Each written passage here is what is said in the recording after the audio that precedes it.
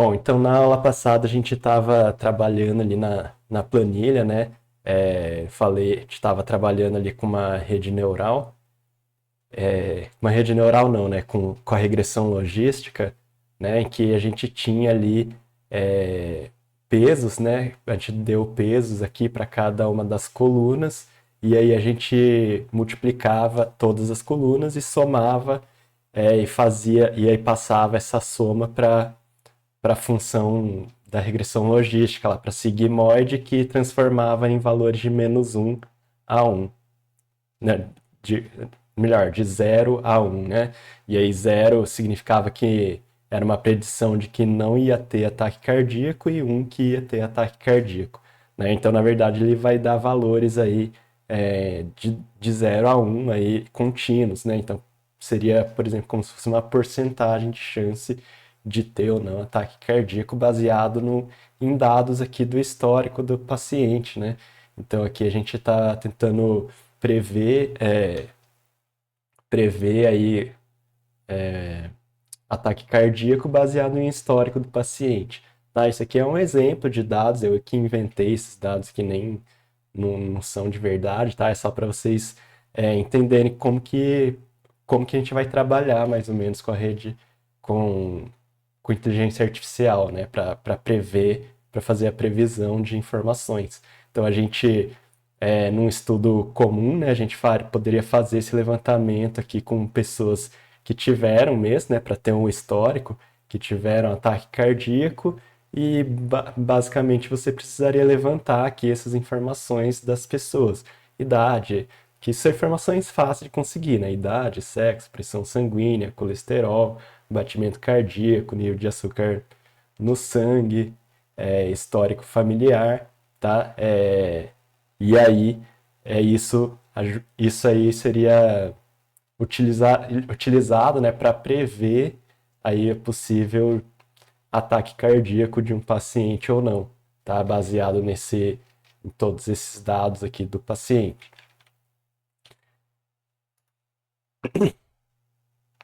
Então, a primeira coisa que a gente tinha que fazer, né, para poder trabalhar com esses dados, é transformar tudo em número, né? Então, a gente tinha aqui o sexo, histórico familiar, ataque cardíaco. Eles não são números, né? São categorias aqui: sexo masculino, feminino, né? Histórico familiar, se tem histórico de problemas cardíacos, sim ou não, né? E ataque cardíaco, sim ou não. O que que a gente fazia? A gente transformava essas categorias em 1 e 0, né? No caso, se tivesse só duas categorias, né? Basta a gente colocar, atribuir 0 para um e 1 para outra categoria, né? Normalmente 1 para sim, 0 para não, né? Sexo tanto faz, né? Masculino, feminino, você colocar 0 em um ou no outro. Tá? Igual eu falei, se tiver mais de uma categoria, a gente tem que transformar aqui cada uma das informações em várias colunas, né? E aí, por exemplo, o primeiro é vermelho, então você coloca 1 aqui na coluna vermelho e 0 nos outros, né? Então a gente chama isso de one-hot encoding. Depois a gente vai ver um exemplo disso. Tá? Então, depois o que a gente precisa fazer?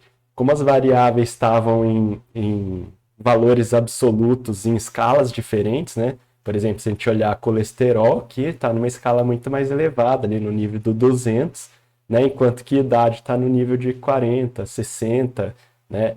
Isso é muito ruim na hora de processar, né? Na hora que a gente for fazer os cálculos, multiplicar pelo peso e somar, vai dar muita diferença, né? Porque isso aqui vai ter um peso muito maior do que esse. Então você teria que ajustar isso dentro nos pesos, né? E para não precisar ter esse problema aí de escala diferente, né? De estar aqui numa escala alta e aqui baixa, né? E sexo menos ainda, né? Tá 0 a 1 só.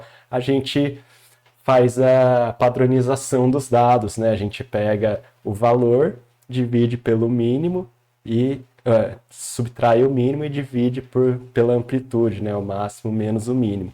Então a gente até tava. Deixa eu ver aqui. Eu coloquei ali, né, a planilha para vocês. Deixa eu passar aqui na mensagem de novo. Tá?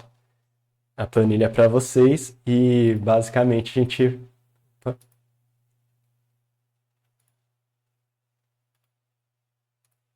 calculei. Então, basicamente, a gente faz passo a passo, né? Eu fiz aqui, eu recodifiquei, né? M e F para 0 e 1, tanto faz, né? Colocar um aqui, 0 ali, 1 para M, 0 para F, ou 0 para M e 1 para F, né? Isso é indiferente, tá? Pode colocar do jeito que quiser. Sim ou não, normalmente 1 a gente põe sim e 0 não, né? E aí depois a gente padroniza. Para padronizar, ó, veja que eu pego então o valor, 45, pego o mínimo aqui, o mínimo é 40, né? Então ele vai calcular ali. Então 45 menos 40 dá 5. E eu calculo a amplitude, que é o maior menos o menor, que dá 20. Né? Então isso aqui daria 5 dividido por 20. Né? Se eu pegar aqui ó, 5 dividido por 20, 0,25. Que realmente aqui é o primeiro valor. Né? E a mesma coisa aqui, 55 menos 40 vai dar 15. 15 dividido por 20, 0,75.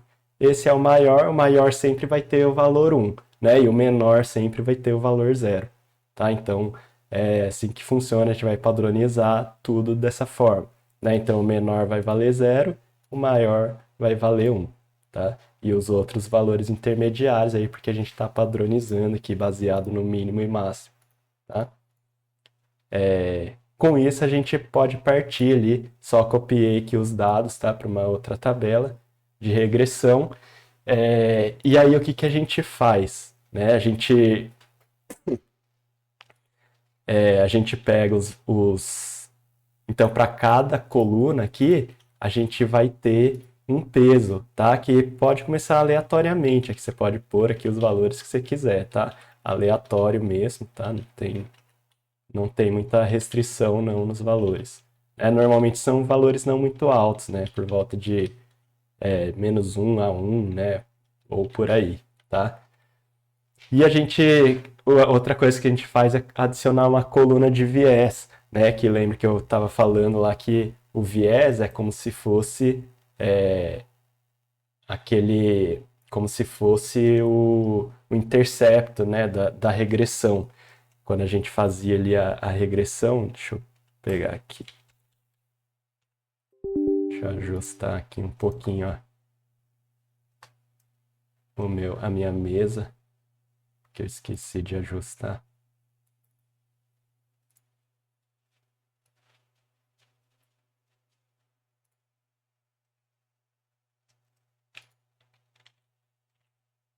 Beleza. Né, então,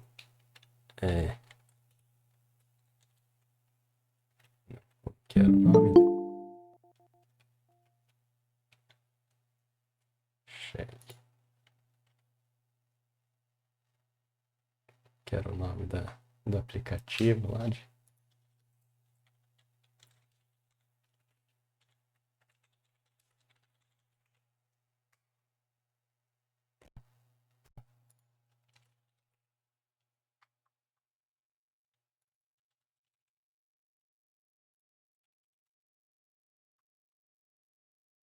PicPay.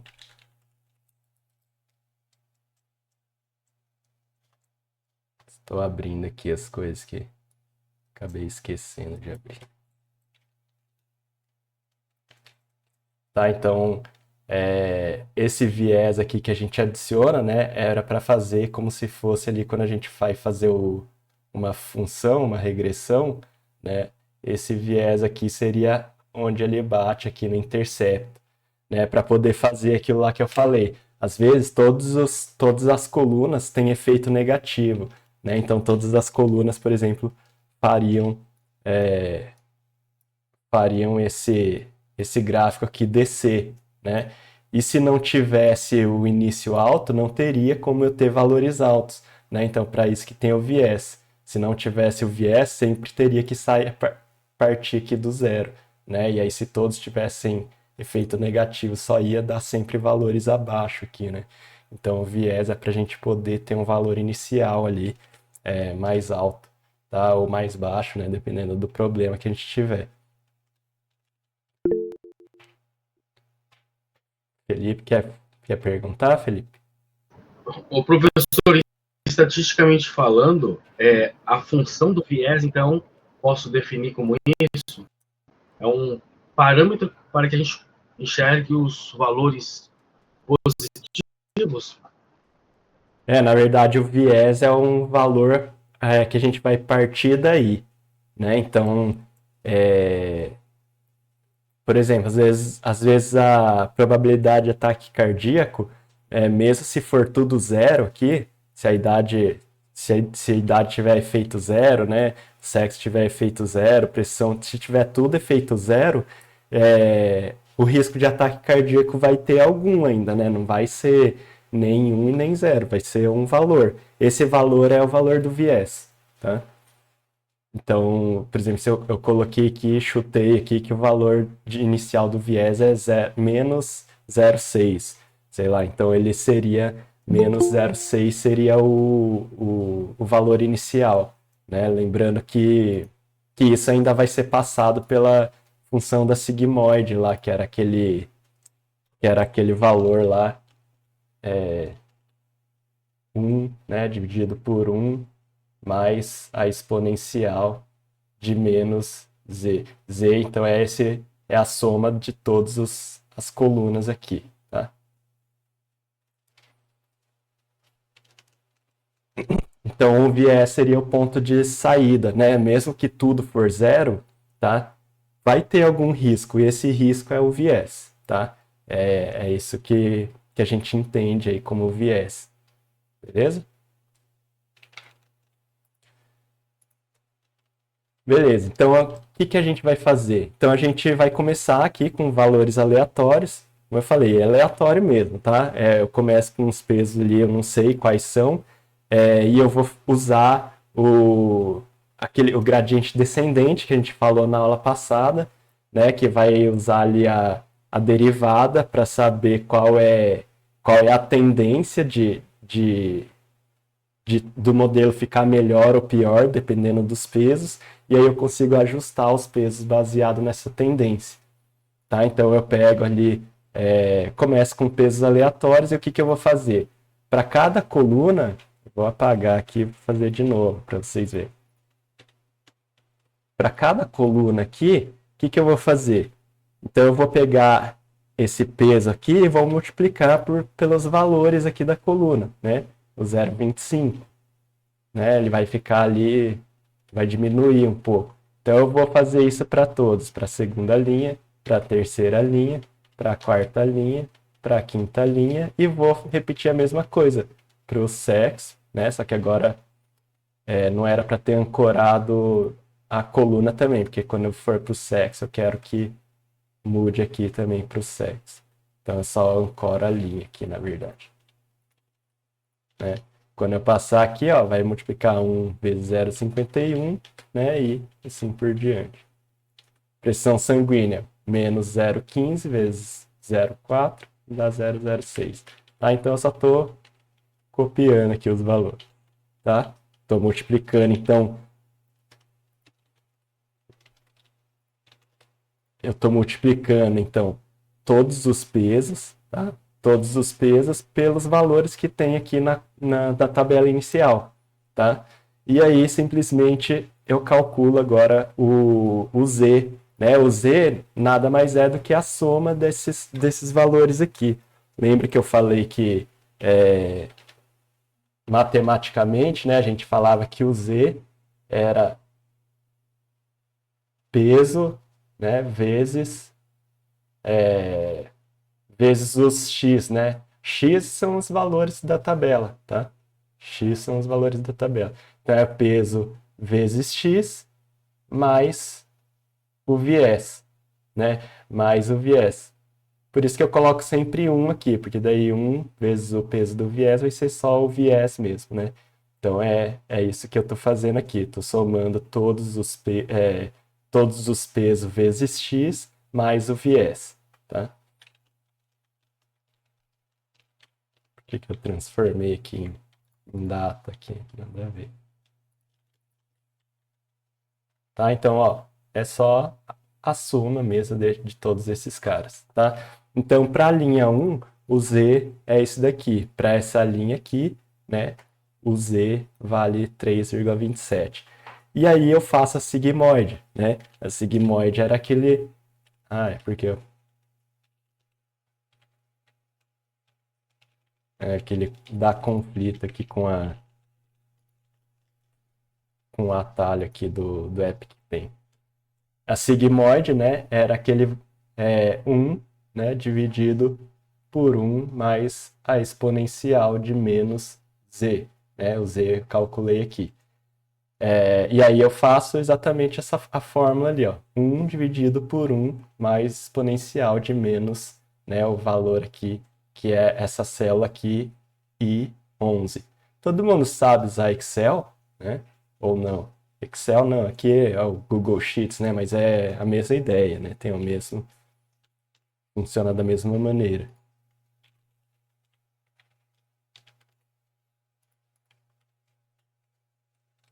Tá? Então eu consigo fazer aqui no Google Sheets, né? Eu consigo fazer as fórmulas aqui, ó. Igual eu fiz, igual as fórmulas matemáticas. 1 dividido por 1 mais a exponencial de menos z, né? Menos essa célula aqui, tá? E aí vai dar, lembra, a sigmoide transforma tudo em valores de 0 a 1, né? Vocês lembrarem ali da sigmoide, da aula anterior, né? Ele faz essa normalização. Deixa eu ver se tem aqui mais para baixo. Não, pegar lá para cima. Cadê a sigmoide? Aqui, né? Então, a sigmoide ele transforma, se for menos 4, ele fica praticamente 0, se for 4, ele fica praticamente 1. Né? Então, ele transforma qualquer valor para esse intervalo aqui de 0 a 1, beleza? Então, você vê ali ó, que esses valores aqui são transformados para esses daqui, tá? E aí a gente tem aquela probabilidade de acerto. Lembra que eu falei que se o ataque cardíaco for o estimado que foi quase 1. Então, esse valor aqui é a probabilidade, esse valor estimado, quando é 1, é a probabilidade de acerto, né? Aqui a probabilidade de acerto só 33%, né? E aqui é o contrário, como é 0, é 1 menos isso daqui, né? Então tá totalmente errado, né? A probabilidade de acerto 1% ali praticamente, tá? Então quando é 1, é o estimado mesmo, tá? Quando é 0, é 1 menos o estimado, né? E aí a gente lembra que também dá para fazer o cálculo do log ali, tá? Mas no final das contas, isso aqui nem é utilizado, tá? Para atualizar. Se eu apagar isso aqui, não vai fazer diferença nenhuma. O que é usado? O que é usado mesmo, de fato, é o erro, tá? E o erro, né, era basicamente pegar o estimado menos o valor real. Então, quanto que errou? Era 0,96, era 1, aliás, foi estimado 0,96. Então, o erro, ele tá menos 0,03 errado. Esse aqui tá menos 0,66 errado. Tá? Esse tá 0,98 errado. Então, esse aqui se vocês lembrarem ali para a gente atualizar os pesos, né, no final das contas, depois de fazer toda aquela confusão lá de derivada, no final para a gente atualizar o peso, né, o peso novo, né, como é que eu usava? Era basicamente o peso velho da coluna menos o erro, opa,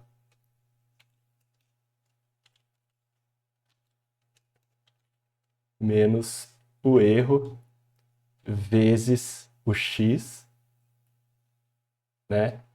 Vezes, então é o erro vezes x. Só que como eu tenho várias linhas aqui, o que eu vou fazer? Eu vou somar tudo, tá? Então, somatório de todos os erros vezes x dividido pelo número de linhas. Ou seja, é a média aritmética, né, dos erros vezes as colunas aqui, tá? Então, vamos fazer isso aqui. Voltar aqui. Não.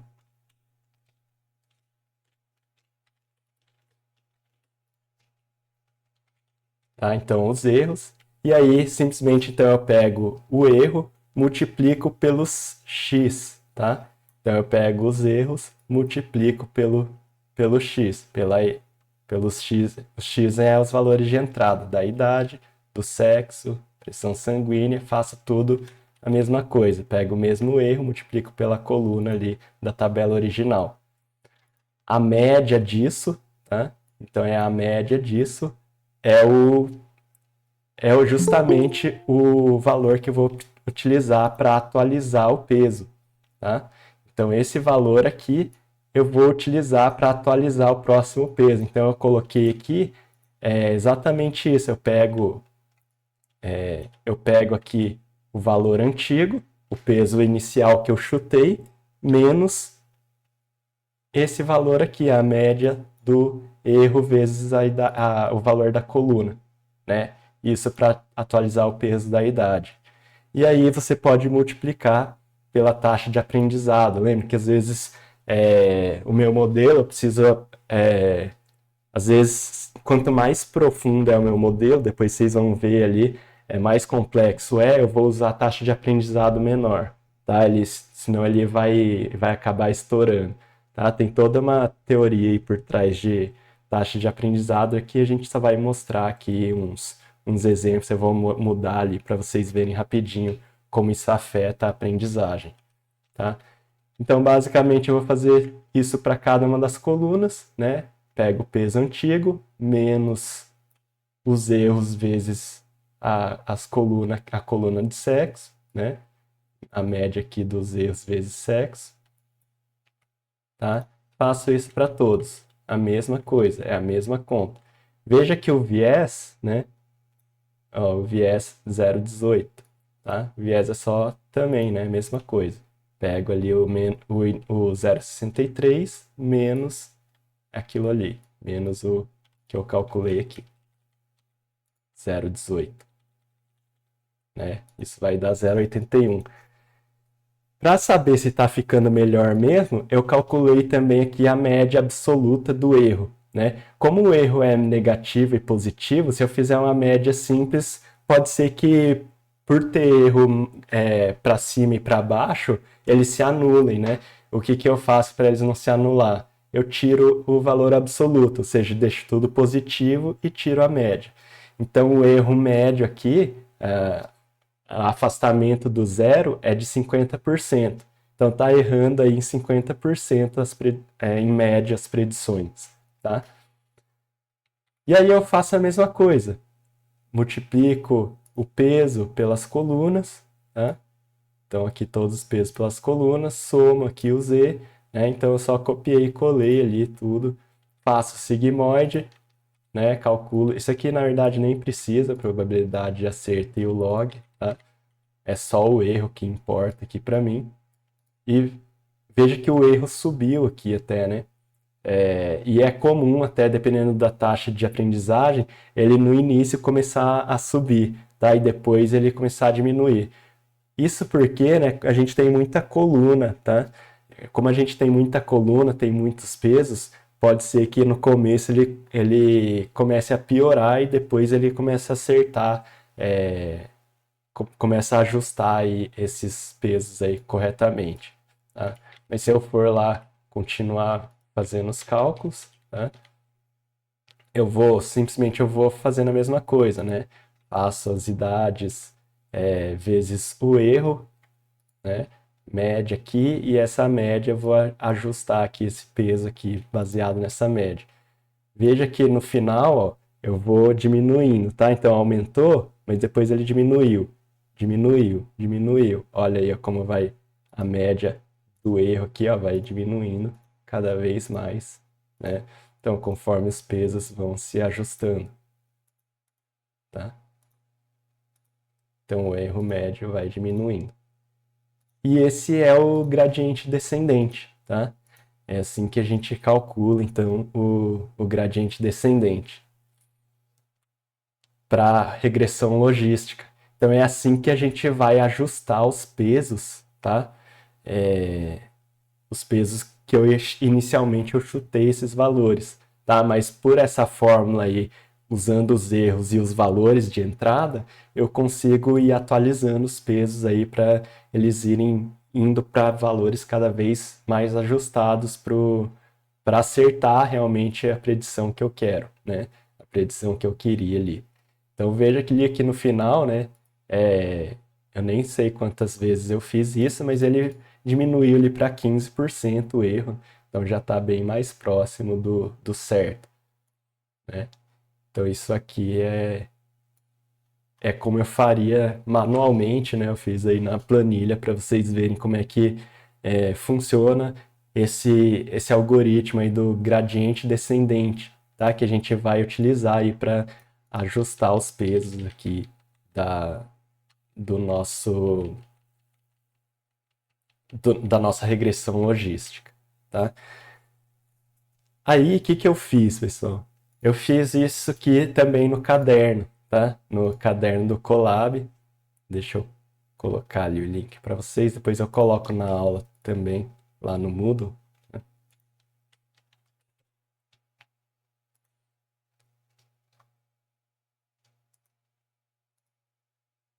Então, o que que eu fiz aqui?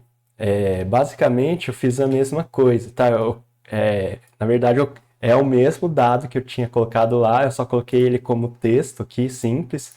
Separei as colunas por vírgula, tá? Isso aqui a gente chama de CSV, tá? Para eu não precisar ter que...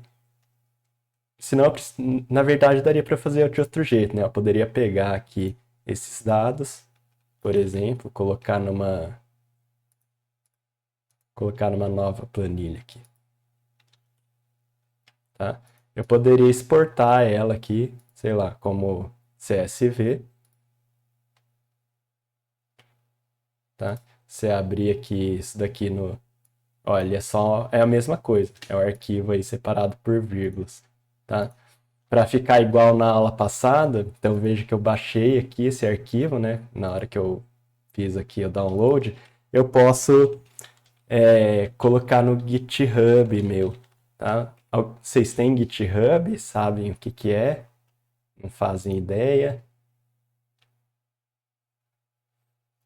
Então, o GitHub é uma plataforma para você guardar códigos, tá? E aí existe esse Gist aqui do GitHub, ele é gratuito, tá? Para fazer usu- fazer o usuário lá, tá? Não tem custo. Você consegue ali fazer. Deixa eu entrar com outro aqui que eu acho que dele não vai pedir. Se bem que eu faço o login aqui. Meu celular está sendo usado de câmera também.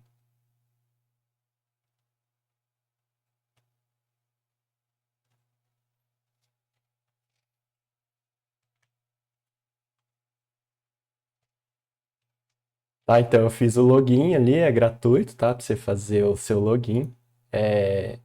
Eu costumo colocar, quando eu quero deixar o caderno aberto, né, e eu não quero colocar os dados assim dentro do caderno, eu posso subir aqui esse CSV lá pro Gist do GitHub, tá? É só você fazer o usuário, clicar no mais aqui, né? Clica no mais e arrasta o arquivo do CSV. Pode ser aqui dos seus downloads também, tá? Deixa eu pôr um nome aqui, sei lá, dados coração, tá? Você pode arrastar ali pro Gist. Ah, ele não vai, tem que ser daqui mesmo. Ué,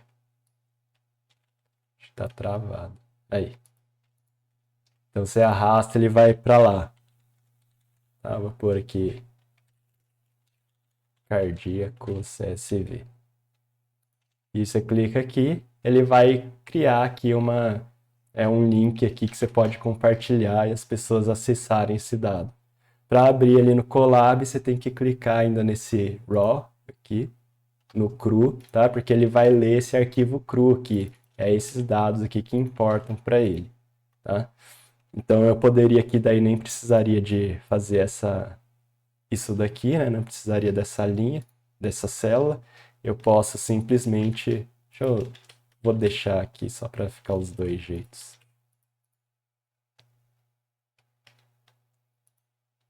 Tá. Eu posso abrir direto aqui, tá? Então eu posso abrir assim, usando esse string IO aqui para ele ler esse texto aqui como se fosse um arquivo, tá? É para isso que vai servir esse string IO, basicamente. Ou, né, eu posso, agora que eu posso importar aqui o pandas, né? Import pandas SPD, tá? Crio aqui uma célula de código e ponho ali, ó, pd read csv e eu colo ali entre aspas, né? Coloco, pode ser dupla ou simples, apóstrofo ou aspas, tá? Colo ali aquele link aqui cru, tá? Eu guardo isso numa variável, né, para poder eu vou ter que rodar isso daqui em cima, né? Senão ele não vai ter importado ainda o pandas. Então esse que era o problema. Lembra que eu falei que o notebook, toda vez que você começava de novo, você tem que rodar tudo desde o começo, senão as coisas não existem, né? As variáveis não existem. Então agora sim, eu posso rodar aqui, ele vai ler aqui o data frame e, né, eu rodo aqui, ele vai mostrar aqui o conteúdo, né? Igual tá lá na planilha, né? Então ficou ali os dados aqui igual da planilha. Beleza? Só que ele está importado como data frame do pandas, né? Que é simplesmente uma forma aí de utilizar aí tabelas no código, né? No código Python. E aí eu vou fazer a mesma coisa, né? Eu tenho que recodificar ali masculino e feminino para números, né? 1 e 0. Ataque cardíaco sim e não também eu vou remapear para 1 e 0, tá? Então essa é a sintaxe. Que é isso daqui? df sex. Tá? O df é a tabela. Se eu quiser uma coluna da tabela, eu pego aqui e coloco entre colchetes qual coluna eu quero. Eu quero ver a idade, tá? Se eu rodar isso daqui, ó, ele mostra só a coluna da idade. Se eu quiser ver só a coluna de sexo, roda isso aqui, vejo só a coluna do sexo, tá? O que eu vou fazer aqui? Eu vou usar esse map e ele remapeia os valores, tá? Então ele vai remapear masculino para 1, por exemplo, e feminino para 0. Então essa é a sintaxe, ó. Veja que ele já remapeou e mostra aqui. Só que ele remapeia e cria uma nova, na verdade, cria essa coluna no vazio, ele só mostra essa coluna, tá? Então ele não realmente atualizou a coluna ele não atualizou a coluna de verdade, ó. Se eu olhar a coluna de verdade, ela ainda está MF. Como é que eu faço para atualizar a coluna de verdade? É só eu colocar que a coluna do jeito que estava vai ficar igual, né, ao remapeamento aqui da coluna de masculino para 1 e feminino para 0. Tá? Então é isso que eu fiz ali embaixo. Eu faço isso tanto para sexo quanto para ataque cardíaco. Remapeio sim para 1, não para 0. Histórico familiar também, né? E se eu quiser aqui mostrar depois, tá? Eu vou rodar isso aqui e vocês veem aqui que está remapeado aqui de 1 e para 0. Agora tem que mudar as escalas, né? Lembra que aqui tá de 200, né? Aqui tá 1 e 0, aqui tá na escala de 50, mais ou menos. Então eu tenho que usar aquela padronização, né? De mínimo e máximo. E no Python a gente tem o scikit-learn, o sklearn, ele já tem uma função para fazer isso, tá? Então a função é essa daqui. Eu tenho que criar ali o escalador, né? Um objeto que vai fazer essa escala para mim. Eu vou guardar quais as colunas eu quero que seja feito isso, né? No caso, eu quero que seja feito isso na idade, né? Na pressão, no colesterol, batimento cardíaco, nível do sangue, nível de açúcar no sangue, tá? Então eu simplesmente crio a lista ali com essas colunas. E aí o que eu vou fazer? Todas as colunas ali dos meus dados, tá? Eu vou usar aqui esse escalador e ele já vai atualizar isso para mim, ele já vai recalcular, tá? Vai fazer ali aquela escala que eu fiz lá na planilha, né? A mesma coisa da planilha. Vocês olharem aqui, ó, 0,25, 0,75, 1, 0,5 e 0. Né? Foi o mesmo que eu fiz aqui, ó, 0,25, 0,75, 1, 0,5 e 0. Tá? Aí, pessoal, aqui o Python ele tem já essa biblioteca PyTorch que justamente é para a gente trabalhar depois com as redes neurais. O PyTorch ele tem umas funcionalidades bem interessantes para não precisar fazer o cálculo da derivada na mão. Na verdade, conforme você vai criando os números, então, por exemplo, para você criar um número com o PyTorch, ele guarda tudo em tensor, tá? Então eu vou colocar aqui, ó, torch.tensor, vou colocar aqui um valor 10, tá?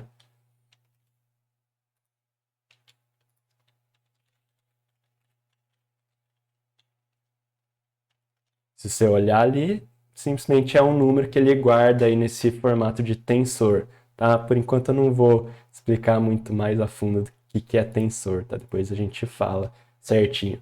Mas o que o PyTorch faz de legal é que conforme eu vou trabalhando em cima desse número, eu consigo ir puxando o valor da derivada. Ele já vai calculando o valor da derivada para mim sozinho, tá? Mas para fazer isso é só colocar esse requires grad true, tá? Como que eu faço para ele fazer isso? Pego, por exemplo, a derivada ele tem algumas regrinhas, tá? De como que faz. Por exemplo, se eu elevar o valor da derivada do número ao quadrado, na derivada você usa uma regrinha que o pessoal chama de regra do tombo, tá? Na matemática tem várias regras aí para fazer derivada, tá? O pessoal usa a regra do tombo, que é mais ou menos assim, né? Eles falam que x ao quadrado, se você... Tá? Então isso aqui, vamos por y igual a x ao quadrado, a derivada de y, eles usam a regra do tombo. O que a regra do tombo faz? Cai aqui e subtrai 1, tá? Então, do expoente. Então, eu iria ficar 2 vezes x, 2 menos 1 no expoente 1, né? Que não é nada. Então, se você elevar ao quadrado, o valor da derivada vai ser 2 vezes o valor original, tá? Se você fizer, por exemplo, ao cubo, né?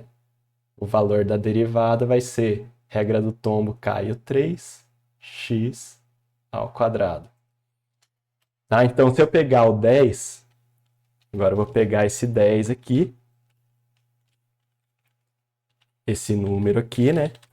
E eu vou elevar ele ao quadrado. Tá? Basicamente, para elevar ao quadrado, você faz isso.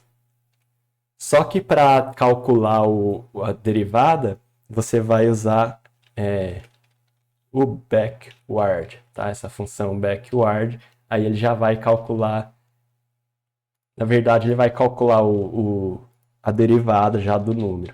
Onde fica a derivada? Nesse grade aqui, ó. Então lembra que eu falei que a derivada de x quadrado, né, de um valor ao quadrado, né, a derivada disso é 2x. Então 10 vezes 2, 20, né? Eu elevar, e ele vai acumulando isso, tá? Ele vai acumulando isso para frente. Ó. Se eu pegar agora o número, elevar ao cubo e fazer o backward dele, ele vai me calcular aqui o gradiente acumulado. Foi para 320. Por quê? Porque o x aqui, ele já tá em 20, né? Então, se você fizer a derivada de x ao cubo, né, a derivada disso é 3x ao quadrado. Como já está 20, né, vai dar 20 ao quadrado vezes 3. Tá? Por isso que que vai dar ali 320. Não, desculpa, não tava 20 não. 10. É, é isso mesmo.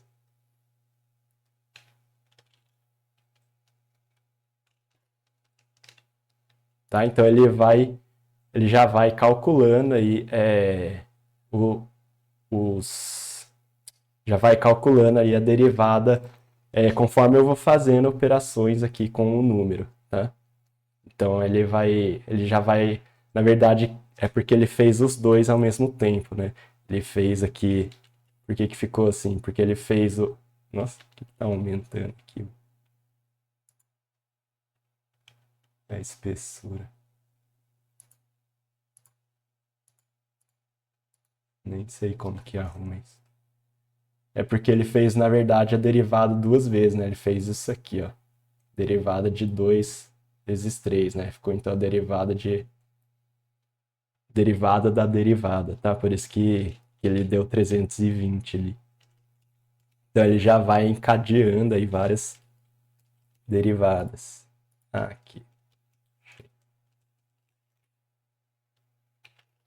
Então você não precisa ficar se preocupando em calcular a derivada, porque ele já vai rastreando todas as operações que você fez e já vai calculando a derivada ali na memória, tá? Então esse torte aí vai ajudar a gente para não precisar, para a gente não se preocupar com calcular a derivada, tá? Então o que eu preciso fazer? Então, na verdade eu vou pegar só os valores de entrada do data frame sem a resposta, né? Porque a resposta que eu quero é o ataque cardíaco.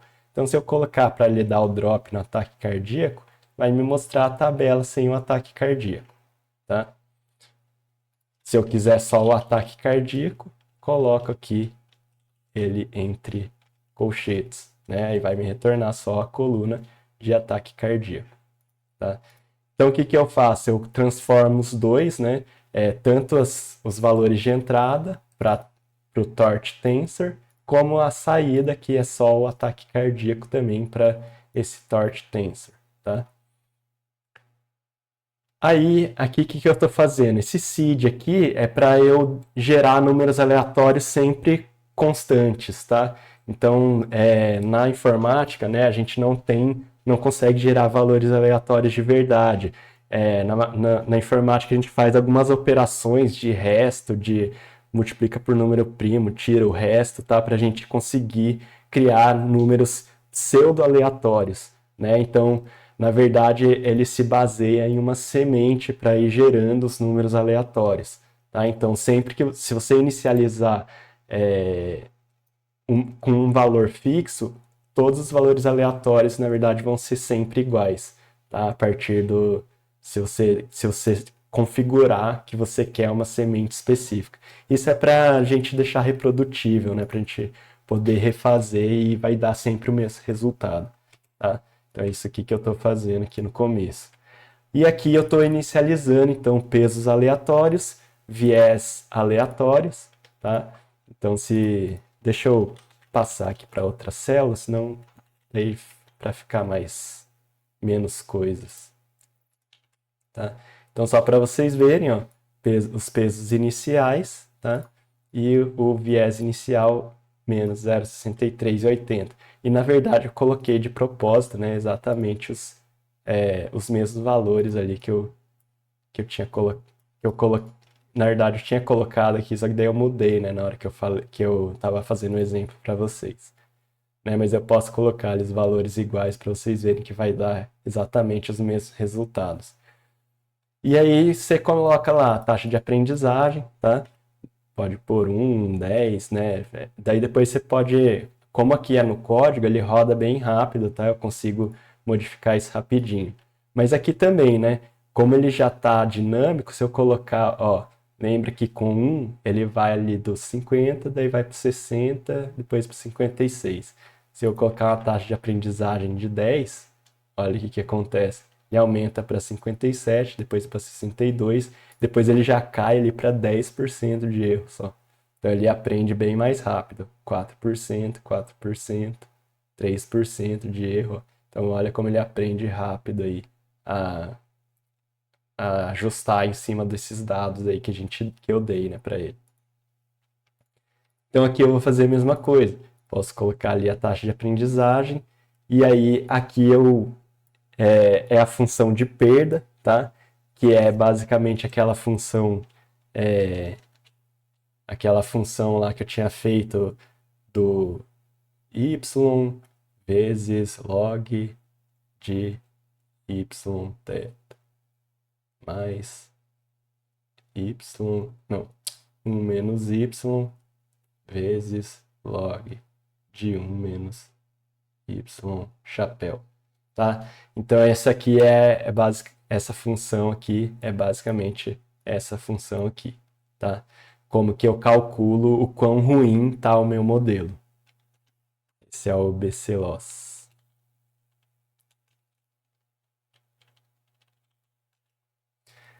Beleza. Aí aqui é simplesmente como que eu vou otimizar. Então eu vou usar o gradiente descendente, tá? Que a gente viu lá como que funciona, né? Ele vai usar ali o erro vezes os valores da coluna, tá? Esse é o gradiente descendente que a gente vai utilizar aqui. E aí eu vou fazer, em vez de eu ter que ficar copiando e colando, né, várias vezes aqui, igual eu fiz aqui na planilha, eu consigo fazer um for, né, no código eu consigo fazer um for para ele repetir, né, várias vezes. E quantas vezes ele vai repetir? 100 aqui, né, no caso. Então ele vai repetir aqui 100 vezes. Simplesmente então ele vai começar o otimizador para zero, né, vai calcular ali os valores ali, isso aqui é o z, vai aplicar a sigmoide no z, vai calcular a perda, e aí vai usar o backward, lembra que é aquela função que vai calcular já a derivada para mim, né? E esse optimizer step ele já vai fazer a atualização dos pesos, né? Então se eu rodar isso aqui, ó, lembra que os pesos tá 0,33, 0,12. Aliás, vamos copiar aqui e colar ali os pesos, fazer para ver se vai dar o mesmo resultado. Deixa eu pôr aqui do ladinho. Então, peso da idade é 0,3367. O peso depois é 0,1288, 0,2345, 0,2303, menos 1,1229, menos 0,1863, 2,2082. O viés é isso mesmo, né? Que eu não mudei. Beleza, eu vou rodar isso aqui, ele vai me mostrar quanto que vai atualizar os pesos, quanto vai atualizar o viés, os novos pesos e os erros. Como tem muito aqui, né, ele vai acabar mostrando só um pedaço. Mas beleza, deixa eu... Ah, isso aqui é para mostrar só a cada 100, né? Então eu vou colocar aqui para mostrar todos. Eu vou tirar isso aqui. Tirar, eu coloco um aqui dele, vai mostrar todas as vezes, né? Vou colocar 10 aqui para não ficar muito. A taxa de aprendizagem tá 1, né? Então deixa eu colocar 1 aqui também. Eu vou rodar isso aqui.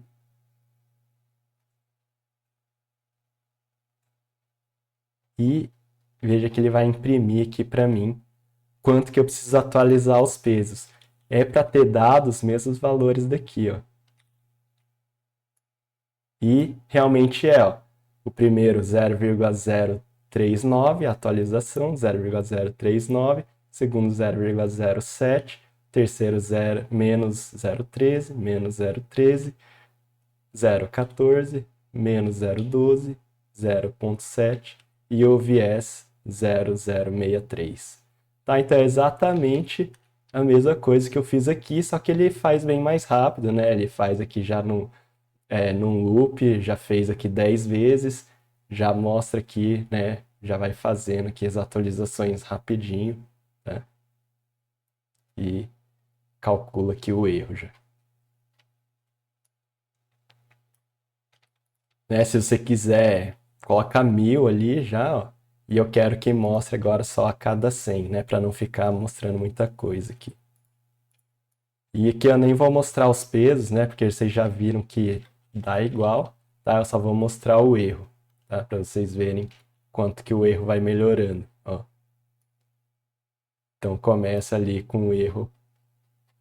Olha, fica menos de 1% o erro, né? No final das contas.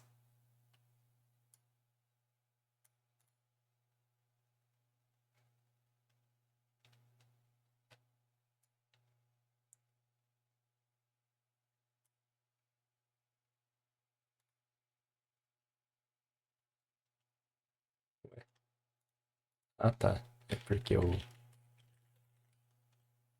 Ah, nem precisa. Eu quero mostrar só a cada 100. Então, ó, no começo. Deixa eu pôr pra ele mostrar o zero também. Aqui ele já vai mostrar o primeiro. Ah, mas eu tenho que reiniciar, né? Senão ele vai iniciar já treinado. Aqui, ó. Então ele começa ali com 51% de erro. Já na 101 ele treinou 100 vezes, já está em 4%, 2%, ó. Ele vai melhorando ali a questão do erro, tá? Aqui, na verdade, eu só tava rodando aqui para mostrar os resultados, tá? Então, isso aqui nem precisa. Então, para eu ver o resultado, né, os weights já está atualizado, tá? Tanto o weights quanto o bias já está atualizado com os valores que ele aprendeu, tá? Aqui os weights, o viés. Então, como é que eu calculo o resultado? A gente vai pegar os dados, na verdade é o tensor que eu chamei, acho que é entrada tensor, multiplicar pelos pesos, tá? O arroba é a multiplicação vetorial, tá? Em álgebra linear. Por isso que a gente usa o arroba, que daí ele já multiplica um por um e depois é o produto escalar. Ele multiplica um por um e já soma tudo em um só, tá? Então ele é isso que é esse arroba aqui. Então ele já multiplica aqui todas as colunas e já soma, né, já vira o z aqui. Aí o z ele já soma com o viés, né? E aí a gente teria que só fazer a sigmoide aqui, né? Sigmoide, para ter o valor de verdade. Tá, então esses são os valores preditos.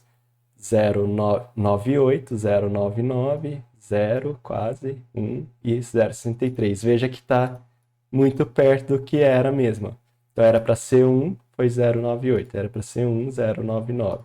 Era para ser 0, 0, 008. Era para ser 1, foi 1 mesmo. Era para ser 0 e foi quase 0. Então veja como ele aprendeu mesmo, né? Como ele funciona mesmo. O gradiente descendente. Tá? Aqui eu vou apagar aqui que nem não precisa. Tava só dando uma olhada nos dados.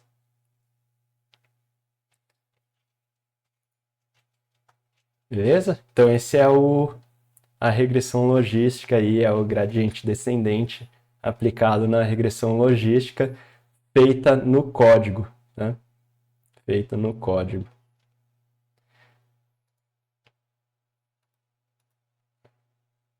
Na aula de hoje eu ia falar, então, na verdade, de que essa regressão logística, ela é como se fosse a rede neural, tá? Que a gente vai ver praticamente o resto do curso todo vai ser com redes neurais, tá? Mas a gente nem vai precisar saber tanto calcular, fazer tudo na mão, não. A gente vai pegar muita coisa pronta, já vai pegar muita rede já treinada e só vai adaptar para o que a gente quer que aconteça, tá? E o que eu vou, na verdade, trabalhar mais com vocês é essa parte do curso, na verdade, é a parte mais difícil, tá? Que vocês que tem a parte matemática, que eu quero que mais por curiosidade, para vocês saberem como que funciona, qual que é a teoria que tem por trás das redes neurais, como que funciona a matemática por trás, tá? Depois disso, na verdade, a gente vai trabalhar mais com conceitos mais de nível mais alto, né? Não tão matemáticos. A gente vai trabalhar com como é que funciona essa rede, por que que funciona, como que a gente vai colocar diferentes tipos de dados, como que a gente vai conseguir colocar imagem nesse cara, como que a gente vai trabalhar com diferentes tipos de dados, que diferentes tipos de arquitetura a gente tem aqui, tá? Para calcular, para fazer essas redes neurais. Então vai ser até um pouco mais tranquilo aí do que essa parte matemática pura aí que a gente viu, tá?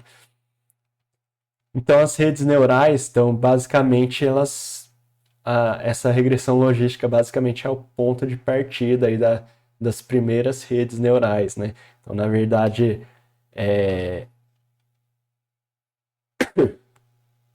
a regressão logística, na verdade, é um neurônio só, tá, da rede neural. Então, a rede neural nada mais é do que interligar, então, como se fossem várias regressões logísticas. Mas depois a gente vai ver que tem outros tipos de funções que a gente pode utilizar, né? Não só a sigmoide, tem outros tipos de funções que a gente pode utilizar, tá? Então, a gente já tinha visto lá um pouquinho da história, né, do primeiro Perceptron, e aí foi o Mark I Perceptron, a conferência de Dartmouth, né, daí o Mark I Perceptron, e aí o pessoal lá a partir da conferência de Dartmouth, o pessoal que participou da conferência viu que tinha limitações ali no Perceptron, né, e eles publicaram um livro falando dessas limitações ali do Perceptron e por isso também que ficou aí um grande tempo, né, sem a gente utilizar essas redes neurais, tá? E aí aqui era como que funcionava, né, como que foi teorizado aí o neurônio artificial, né, em que ele receberia aí várias entradas, faria uma função e sairia aí valores de 0 a 1, que é exatamente o que a gente fez na regressão logística. Regressão logística a gente fez um neurônio que aceitava, né, várias entradas, aceitava ali vários x diferentes, várias entradas, várias colunas diferentes, juntava isso lá no z, né, e aplicava sigmoide e isso saía aí valores de 0 a 1, tá? Exatamente aí o neurônio aí que a gente teorizado, tá? Né, o Mark I Perceptron. E aqui, né, na verdade, então foi o que esse Minsky paper te falaram que tinha de limitação na, na rede neural, era que se você fizesse uma rede neural só com uma camada, né, se não tivesse essa camada do meio aqui, por exemplo, tá? Se você tiver só essa camada aqui, você entrar com 1 e 0, aqui nesse neurônio ele não consegue nem aprender, né, funções simples como a função x exclusivo, né? O que é essa função x exclusivo? É isso daqui, né? Então, se as duas entradas forem 1, né, essa é a função e, tá? A saída vai ser 1, né? Só vai ser a estrelinha se tanto o x for 1 quanto o y for 1. Vai sair estrelinha. O ou, tanto se o x for 1 quanto se o y for 1, ou se os dois forem 1, né, vai ser estrelinha. Caso contrário, é 0. Só que o XOR, né, o ou exclusivo, ele é como se fosse esse cara, só que ele não... quando os dois são 1, ele não é estrelinha, tá? Então você teria que fazer uma função que ele saísse 1 só se ou uma entrada for 1 ou a outra entrada for 1. Então se isso aqui só vai sair 1 se a entrada aqui for 1 e a entrada aqui for 0, né? Na verdade, se só uma das duas entradas for 1, é que aqui vai sair 1. E essa rede aqui que eu fiz usando então essa camada intermediária, ele consegue resolver justamente isso. Olha só, se você pegar esse neurônio aqui, ó, 1 multiplica por 1 dá 1, né? E aqui é 0, 0 vezes 1 dá 1. Então, se você somar esses dois aqui, 1 vezes 1 dá 1, 0 vezes 1 dá 0. Se você somar isso, vai dar 1. Então, a saída aqui é 1. Enquanto que no neurônio de baixo, eu coloquei pesos aqui de 0,4. Então, 1 vezes 0,4 dá 0,4. Mais 0 vezes 0,4, isso vai dar 0,4. E ele só vai dar 1 aqui se for maior do que 0,5, tá? Então, não foi maior que 0,5, a saída aqui é 0. E aí, agora, eu pego aqui e multiplico por 1, e esse eu multiplico por menos 1. Então, se 1 vezes 1 dá 1, 0 vezes menos 1 dá 0. Então, o resultado é 1. Olha aqui, ó, se for a entrada agora 1 e 1, o que vai acontecer? Né? Mesma coisa, que vai somar 1 com 1, vai dar 2, é maior do que meio, então saída é 1. O de baixo, 0,4, vai dar 1 vezes 0,4, 0,4. 1 vezes 0,4, 0,4. 0,4 mais 0,4 dá 0,8. E 0,8 é maior que 0,5, então a saída daqui é 1. O que vai acontecer? Eu vou pegar 1 vezes 1, 1, mais 1 vezes menos 1, menos 1. Então, isso aqui vai zerar. Então, com isso, eu consigo fazer a função Shor, que eles falavam que a rede do Mark I Perceptron, que só tinha uma camada, ele não tinha essa camada do meio, né? Ele não conseguiria resolver. E aí o pessoal falou, então é um negócio muito fraco. Mas na próprio capítulo seguinte, eles falaram que se tiver essa camada do meio, ele já consegue resolver problemas que a gente chama de não lineares, tá? Então só que o pessoal prestou mais atenção no capítulo inicial e falou que já viu ali, descartou, né? Achou que era muito fraco, que não valia a pena. Tá? Então aí o Alexei, ele fez aí já a primeira implementação aí com várias camadas de neurônios, né? Que daí ele já conseguiria resolver o problema, tá? E depois ali várias pessoas aí ajudaram a gente a chegar nesse algoritmo, no algoritmo que a gente vai usar para treinar as redes neurais. Porque até então a regressão logística a gente conseguia treinar com gradiente descendente.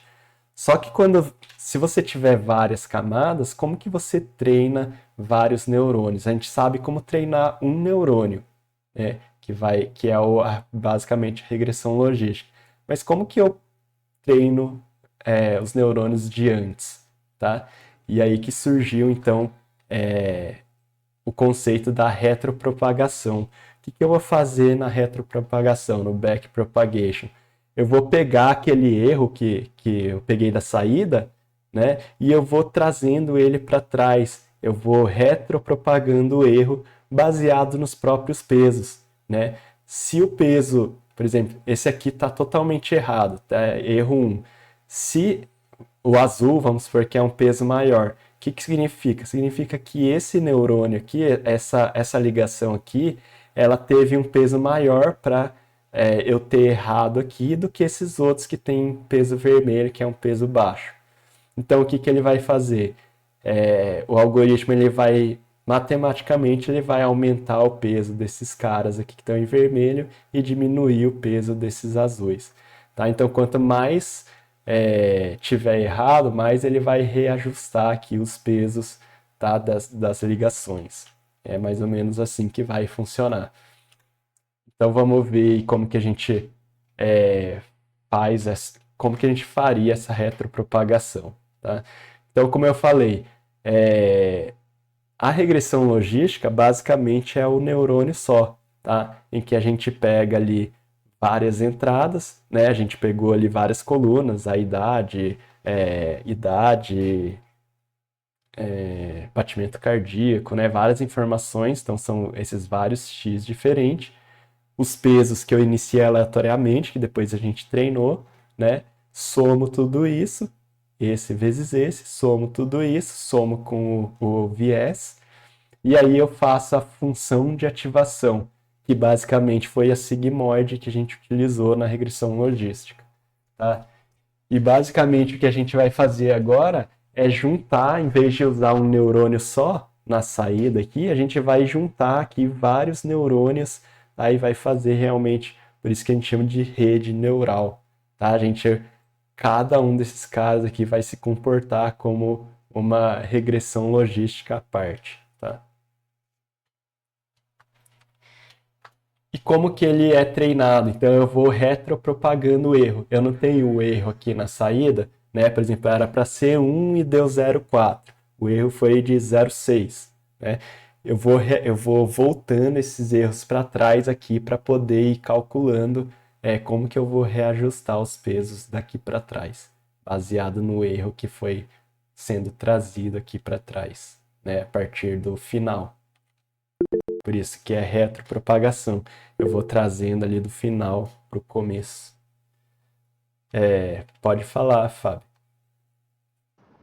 Professor, a intenção disso, do final para o começo, para tentar equilibrar esse erro aí, é o aprendizado? Sim, ele vai. É para você aprender. Lembra que aqui na regressão logística, basicamente a gente usou a idade vezes a coluna para corrigir o peso da coluna, né? Foi basicamente isso que a gente fez para corrigir. Pegou o erro, 0,25, multiplicou aqui, por exemplo, por 0,25, e esse é basicamente o ajuste que eu vou fazer no peso, tá? Só que a gente fez isso para todas as colunas ao mesmo tempo, né? Então eu peguei esse erro vezes a idade, esse vezes 0,75, esse vezes aqui, esse vezes esse vezes esse, e tirei a média. Essa média foi a atualização que eu dei em cima do peso da idade que eu chutei inicialmente, né? Então é basicamente para eu poder fazer isso. Qual vai ser o erro que eu vou utilizar aqui nos neurônios de trás? Então, basicamente, é como que eu vou retropropagar, como que eu vou pegar esse erro aqui que deu 0,25, por exemplo, e trazer ele para cá. E isso basicamente vai depender de uma coisa, que é desse peso aqui. Por exemplo, se esse peso for 0,2, eu vou pegar esse erro, multiplicar por 0,2 e esse vai ser o erro que eu vou trazer aqui para trás, tá? Só que eu vou ainda fazer um ajuste baseado na derivada também para eu trazer esse erro para trás, tá? Então vamos ver como que fica, né? O erro é o estimado menos o real, né? Que eu já tinha mostrado. E aqui é basicamente eu atualizo baseado então no x vezes o erro, né? E aí eu multiplico pela taxa de aprendizado. Na verdade está errado. Aqui seria menos, né? Depois eu arrumo isso. Que seria menos, aqui tá certo. Tá, então e aí agora eu tenho esse erro e eu tenho que voltar esse erro para trás para eu poder calcular como é que eu vou atualizar esses pesos aqui, se eu não tenho o erro nesse cara. Então é basicamente a ideia é eu trazer e trazendo o erro aqui para a camada de trás. Então como que eu faço isso? Então vamos começar aqui, né? Igual eu falei, você começa os pesos com valores aleatórios, tá? Eu inventei aqui 02, 01, 02, 01, 02, 01, eu inventei esses pesos, tá? É totalmente aleatório. E aqui também eu fingi aqui, por exemplo, a saída era 07, a entrada era 07 e 02, tá? Simplifiquei aqui, fiz uma rede neural simplificada. Como é que eu calculo aqui os valores de K? Né? Então, basicamente, eu pegar aqui e calcular quanto que vai ser aqui os valores multiplicando pelo peso. Então, 0,7 vezes 0,2 e 0,2 vezes 0,1. Né? Então, é basicamente esse cálculo aqui. A soma é 0,16. E aí, lembra que eu tenho que fazer a sigmoide aqui, né? eu posso usar depois outras funções, tá? A gente vai falar por enquanto da sigmoide só. Então, eu faço a sigmoide, fazendo isso, colocando esse valor aqui na sigmoide, vai dar 0,54. E esse é o valor desse neurônio aqui, tá? Faço a mesma coisa para o de baixo, vai dar 0,09. Se eu fizer aqui o cálculo da sigmoide, vai dar 0,52, tá? E é o valor ali. Faço a mesma coisa para o final, né? 0,54 vezes 0,2, 0,52 vezes 0,1, tá? Faço a sigmoide, vai dar também 0,54. Vamos supor que a saída era para ter sido 1, tá? E foi 0,54. Ou seja, o erro foi de menos 0,46. Como que eu trago agora esse erro para trás, para eu conseguir atualizar os pesos aqui de trás? Primeiro vamos atualizar os pesos daqui, tá? Para atualizar esses pesos daqui é exatamente como a gente já tinha feito, tá? É só pegar o erro e multiplicar pelo... primeiro aqui eu na verdade estou trazendo o erro para trás. Então, para eu trazer o erro para trás, eu pego então esse 0,46, multiplico pelo peso, vai dar menos 0,092. Só que esse valor eu ainda preciso ajustar baseado no valor aqui do 0,54, tá? Porque eu preciso calcular o quanto que eu alterar os valores de entrada aqui vai alterar esse valor aqui. Então eu preciso da derivada desse cara aqui, da derivada dessa sigmoide. E a derivada dessa sigmoide é esse valor aqui, ele mesmo vezes 1 menos ele mesmo. Tá? Então esse é o erro que eu vou retropropagar. Eu uso o valor do erro vezes o peso e ainda faço essa correção aqui vezes ele vezes 1 menos ele. Tá? Então o erro que eu vou retropropagar aqui para trás é 0,02385.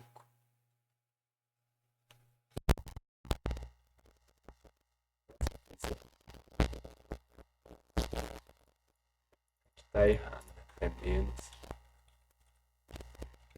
2385. Tá? E aqui é a mesma coisa, né? Eu faço então retropropago 0,46 com o peso 0,1, 0,046 e multiplico aqui pela derivada dessa sigmoide aqui, que é ele vezes 1 menos ele. Tá? E aí eu vou retropropagar esse zero. Então o erro associado a esse neurônio aqui é isso daqui. O erro associado a esse neurônio aqui é esse valor aqui. Tá? Então é basicamente isso.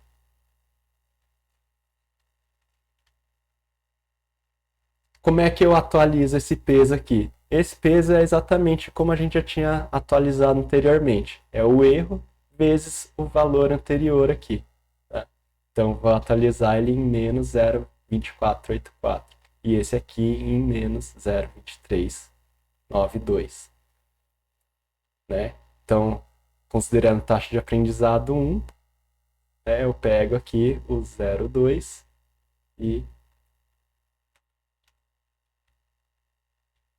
e aí eu atualizo ele 0,2484, né?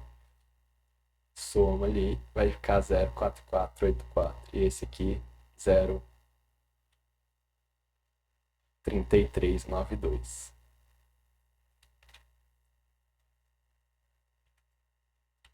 Tá?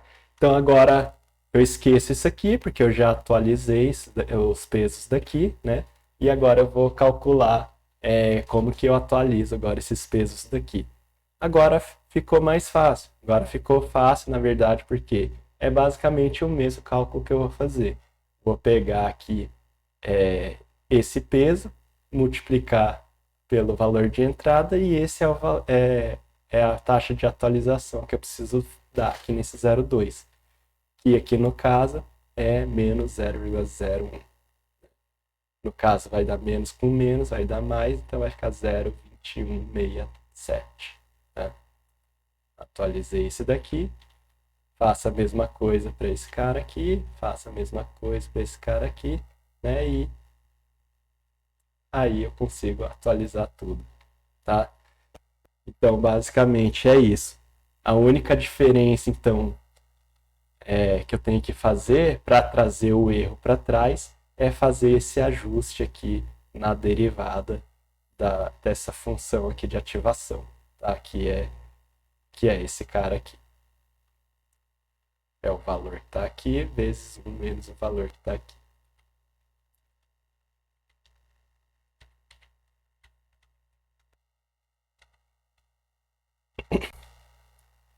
E aí eu calcular de novo, né? Só pegar os pesos novos, utilizar eles. Veja que a saída vai dar 0,60 e tinha dado 0,54. Lembra que o valor era para ter dado 1, né? E agora deu 0,6 e estava em 0,54. Então diminuiu o erro, né? O erro ficou em 0,39,5 e estava antes 0,46. Então veja aí que os novos pesos realmente melhoraram aqui essa predição, né? E aí você vai fazendo isso de novo, né? Treinando aí cada vez mais para ele ficar mais ajustado. Beleza? Aqui, Professor, oi. isso é feito de forma. Esse aprendizado, ele é feito de forma automática via programação da Sim, rede neural, essa compensação dos pesos, e aí sim, ele ele faz, vai o processo de aprendizado, é isso? ele vai fazer isso sozinho, né? Então aqui na verdade eu usei aqui o Keras, né? Que é uma outra biblioteca. Fiz a mesma coisa, só peguei aqui outros dados aqui, tá? De coloração. E aí simplesmente deixa eu mostrar aqui para vocês.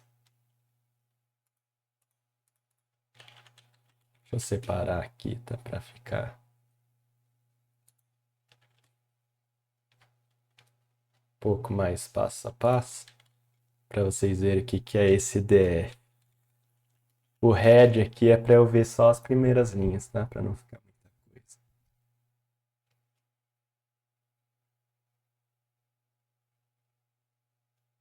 Depois eu vou colocar também com o PyTorch para vocês verem como que fica. Ele é um pouquinho mais complicado.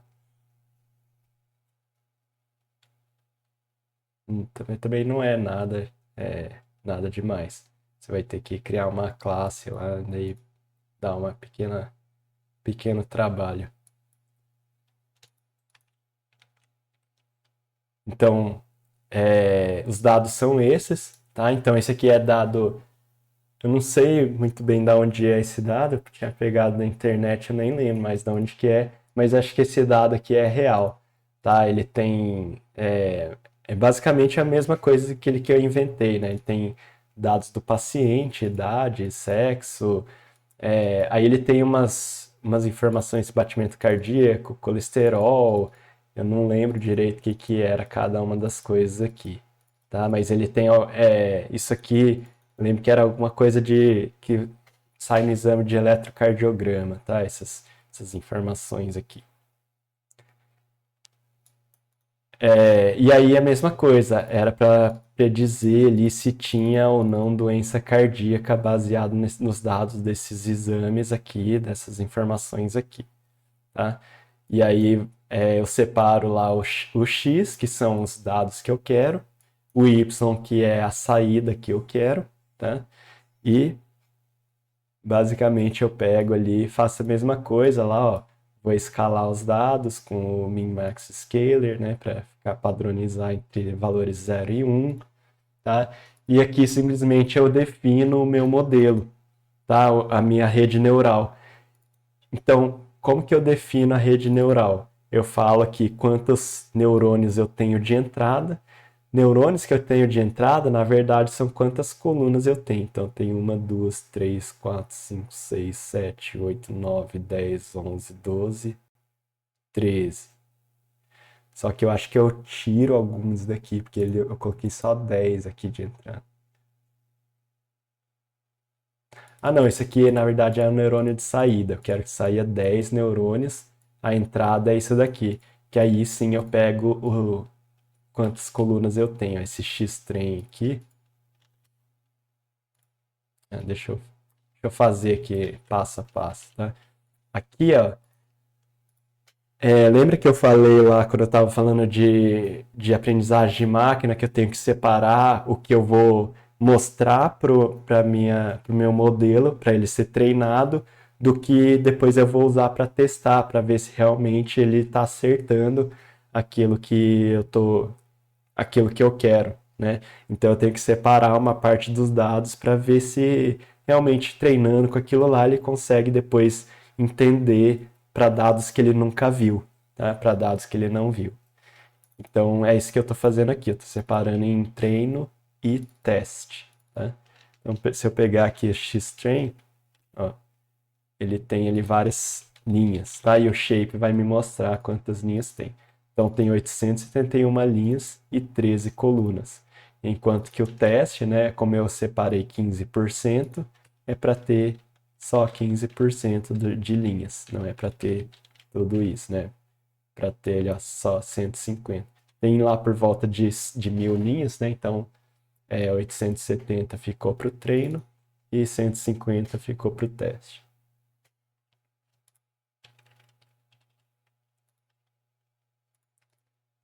Aí eu construo meu modelo, falo quantos neurônios vai ter de entrada, então vai ser igual a esse valor aqui, ao 13, né? O 0 é o 154, o 1 é o 13 aqui. Então, eu quero 13 neurônios de entrada, 10 de saída. E a função de ativação sigmoide, que é a da regressão logística. E aí depois eu faço mais um que vai sair só 10, só um neurônio, que é para predizer se tem doença cardíaca ou não. Vai dar só valores de 0 a 1, né? Esse último neurônio aqui. Fala, Fábio. Essa proporção que o senhor utilizou, professor, De de 15. 50% para teste, Não, é 15. 50%. 15% para teste e 75% para Isso é uma proporção que você tirou da cabeça, é uma já 85%. utilizada. Não, já é bastante utilizado. Na verdade, quanto mais dado você tem, menos você precisa reservar para teste, né? Como eu tinha bastante aqui, eu reservei só 15%, tinha mais de 1.000 linhas. Quando você tem pouco, você tem lá 50 linhas, 30 linhas, o pessoal coloca mais. Aí eles reservam um pouco mais, 30% normalmente o pessoal utiliza. 30% costuma ser o valor máximo que eles reservam para teste. 30%. Então, como tinha 1.000 linhas, você utilizou 15%, É. seria 1,5%. Se tiver um N aí, tá, entendi. Uhum. E esse random state aqui é aquela semente que eu fiz no PyTorch lá de 42. Tá? É muito comum o pessoal no Machine Learning usar 42 para essa semente. É que essa semente é um número mágico, um número X, que você define que daí sempre vai dar o mesmo resultado. Tá? Vocês sabem da história do 42? Ou não? Não, Alguém já ouviu falar? é Esse uma 40... regra? Esse, na verdade não é regra nenhuma. Esse 42 aí é do livro Mochileiro das Galáxias, que o cara pergunta para inteligência artificial qual que é a resposta do universo, ele fala 42. E o autor falou que não tem nada a ver, ele falou 42 só, ele queria um número que não fosse muito grande, e aí ele falou, 42. Não tem nenhum motivo específico. E aí, por causa do Mochileiro das Galáxias, o pessoal adotou 42 aí, se vocês procurarem, quase todos os algoritmos de ciência de dados usam essa semente aí 42 depois disso. Tá? Só uma curiosidade. E aí, né, beleza, então aqui eu defino o modelo, né, o modelo sequencial, que eu vou colocando as camadas uma depois da outra, né? Então, na verdade, aqui eu só coloquei duas camadas, a entrada, que tem 13 colunas, depois uma outra de 10, e no final uma de 1 só, tá? Que vai ser a saída, vai dar valores entre 0 e 1. Aqui eu compilo, basicamente eu vou mandar executar, eu rodo esse fit. Fit é para ajustar no modelo, então ele vai treinar aqui, tá? Esse fit aqui ele vai treinar, e ele já treina várias vezes aqui, então aqui eu não preciso nem fazer o for, tá? Por isso que essa biblioteca aqui do Keras é bem mais simplificada do que o PyTorch, né? O PyTorch eu tenho que fazer meio que manual, tá? Então se eu rodar só isso daqui, ó, ele já vai criar o modelo, já vai usar ali a função de perda ali, o cross entropy, que é a mesma que a gente usou, tá? E ele já vai treinar, ó. Treinou ali para época 1, ó, daí ele já sai aqui a acurácia. A acurácia é quantos por cento ele acertou, tá? E veja aqui, ó, que eu tenho duas acurácias aqui.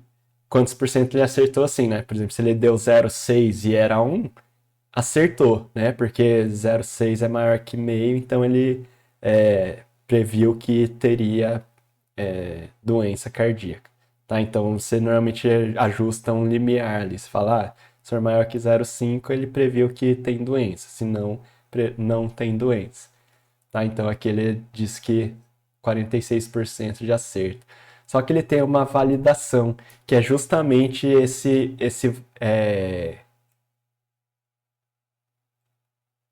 um valor, né, que eu vou deixar na hora de treinar. Ainda eu vou pegar um pedaço dos dados de treinamento e vou separar para eu validar. Por quê? Porque eu vou treinar num pedaço e vou validar em outro, nesses 20%. Tá? Então, por isso que tem esses dois valores aqui. Por quê? Porque ficar treinando o meu modelo, né? Eu vou treinar ele até que a validação comece a piorar. Então, se vocês forem vendo aqui, ó, a acurácia no treinamento ele vai melhorando, né? Ele vai melhorando, 70, 80, a da validação também vai melhorando, melhorando, mas chega um momento ó, que ele não melhora mais a validação, enquanto que o treino ele sempre vai melhorar, ó. Tá? Ou ele melhora muito pouco, né? Muito, muito devagar, tá? O que que significa isso dele não melhorar? Às vezes é comum até ele piorar depois de um tempo, a acurácia de validação começar a piorar. Por que que ele começa a piorar? Porque ele começa a fazer o que a gente chama de sobreajuste. Ele só consegue entender os dados que você está mostrando para ele. Ele não consegue entender outros dados que você não mostrou para ele, tá? Por isso que é importante eu fazer essa separação aqui na hora de treinar. Eu treino com uma parte, valido com outro pedaço, para ver se eu não estou só entendendo o treino e na validação eu não consigo acertar, tá? Então é muito comum começar a piorar essa validação, na verdade, tá? Depois de um certo tempo. E a acurácia, né? A acurácia é aquilo que eu falei, você usa só valores se acertou ou não, enquanto que a perda é quanto que ficou distante do valor original. Então é a média da distância lá que a gente estava usando, né? Então era para predizer 1, predizer o 0,6, está distante em 0,4. Tá? Isso que é a perda aqui, tá? Então essa perda aqui é até melhor para a gente olhar aqui, porque ela é mais suave, né? Vai melhorando a perda aqui e a perda ali na validação tem uma hora que estagna ali ou fica muito próximo ali do 0,44, né? Eu vejo que não melhora muito mais do que isso. Só ali bem depois, né? Ele vai para 0,43. Tá? Então aqui no final, aí você vai usar, aí sim, né? Você vai pegar o teste que ficou guardado ali, então é como se fosse um conjunto de dados tabu que você nunca vai utilizar ele, você só vai utilizar ele no final para ver se seu modelo ficou realmente bom. e aqui no caso, meu modelo ficou com a acurácia aí de 82% e a perda de 38%. Ficou até melhor, né, do que na validação aqui. Então, realmente, o meu modelo está razoável, ele está conseguindo relativamente bem predizer aí as informações baseadas nesses dados aqui do que eu tenho de, de dados cardíacos, né, de pacientes para predizer se eles têm ou não doença cardíaca. Beleza? Então a gente, igual eu falei, né, eu mostro muito da teoria para vocês saberem como que funciona, da onde surgem as coisas, né? Mas vocês veem aqui que no código em si, a complexidade que você precisa mudar é só realmente isso daqui, né? Qual que vai ser, qual vai ser a arquitetura da sua rede, quantas camadas intermediárias você pode adicionar mais aqui, por exemplo. Então aqui tem 10, né? A próxima camada obrigatoriamente tem que ter 10, né? Para pegar aqui a entrada que saiu daqui da frente.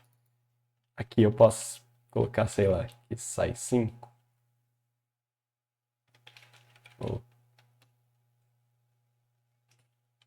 E aí, de 5 sai um só. Tá? Então, aqui eu estou fazendo com duas camadas escondidas, né? Vamos ver se muda alguma coisa ali. Demora um pouquinho mais para treinar.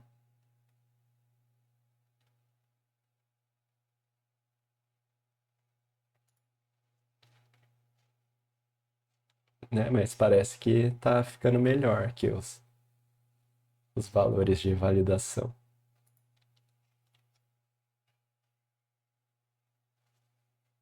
Às vezes é só por conta do início aleatório, né? Também.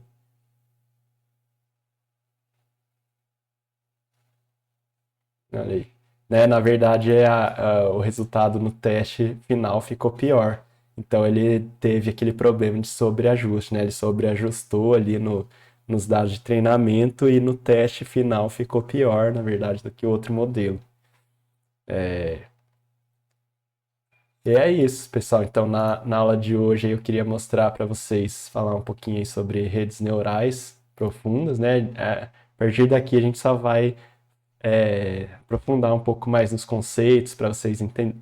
E aí, aos poucos, vocês vão entendendo melhor aqui o que são essa arquitetura, como é que isso influencia no resultado final, eu colocar mais ou menos camadas, tá? A gente vai ver diferentes tipos de dados, como que a gente entraria aí para trabalhar aí nas redes neurais. Beleza? Professor, então, quanto mais, não necessariamente se eu tenho mais camadas, o meu modelo vai ter maior acurácia. Pode ser que não, certo? É isso que eu entendi? Tá certo? Então, no começo acreditava-se que tinha um limite, que a partir de um determinado número de camadas, é, e dependendo da quantidade de dados, o seu modelo começava a ficar sobreajustado. Mas eles foram vendo que. E aí teve um paper, uma publicação científica que todas as publicações científicas faziam até uma certa quantidade de camadas e viam que a partir daquilo começava até a piorar ou não melhorava nada. Então melhorava, daí depois parava, até piorava. Só que aí teve um estudo que fez isso muito assim, ele fez muito mais camadas, até porque agora a gente tem computadores melhores que conseguem fazer isso, e aí ele viu que piorava, mas depois começava a melhorar, e não parava de melhorar. Então ele viu que depois de um certo tempo não tinha muito que limite, né? Começava a melhorar cada vez mais, tá? Lógico que cada vez melhorava mais devagar, mas não parava de melhorar. E, e na verdade foi a partir daí que a gente conseguiu realmente evoluir e chegar nos modelos atuais, né, de inteligência artificial altamente sofisticados aí, como é o ChatGPT, o DeepSeek, né? Por isso que Por isso que agora essas redes neurais são extremamente profundas, né? Por isso até Deep Learning, ela tem muitas camadas mesmo. Foi depois desse paper aí que abriu as portas para realmente, então meio que não tem limite. Quanto mais computador eu tiver, quanto mais placa de vídeo eu tiver, eu consigo adicionar mais e mais camadas e o meu modelo vai ficar cada vez melhor, tá? Então, meio que sim, né? Quanto mais camada, melhor. Só que tem que ser a partir de um número muito grande de camadas, né? Então, por isso que precisa aí de computadores bem bons aí para você conseguir realmente fazer modelos extremamente profundos, né? Se você for trabalhar com poucos dados, com pouca coisa, né? É muito comum a gente utilizar 2, 3 camadas escondidas e não melhora muito mais do que isso, não. Para esses dados aqui, depois eu vou até passar para vocês, né? E vocês podem brincar com isso, tá? Eu acho que vou colocar até como tarefa isso para vocês, tá? Para colocar mais camadas aqui e ver se melhora ou não, tá? O resultado. Uma outra dúvida, então, professor. No caso, tem alguma interferência no treinamento a variedade da minha amostra? Variedade do quê? A variabilidade os dados, por exemplo, os Uhum. dados mais condizentes com a realidade e esses dados estarem mais variados ou não. Por exemplo, no início, o passou que utilizou dados assim, que chutou. Por exemplo, é impossível ter um colesterol zero, uma coisa desse. Uhum. Atrapalharia ou até melhoraria o processo de aprendizado? O dados, vamos chamar, abre aspas, de inválidos. Na verdade, se for inválido, mesmo se for erro, vai atrapalhar. Mas se for um dado real, se for dado real e que se repita no mundo real, você precisa colocar isso, né? E o modelo e as redes neurais conseguem entender isso e aprender com isso, né? Ah, Tá? Então, só que você tem que ter uma amostragem grande desse tipo de desvio também para ele conseguir entender isso, né? Se você mostrar um dado só com esse desvio, não vai ajudar em nada, na verdade. Ele não vai conseguir melhorar muito, não, beleza, obrigado. tá? Então é isso, pessoal. A gente vai ficando por aqui, né? Por hoje.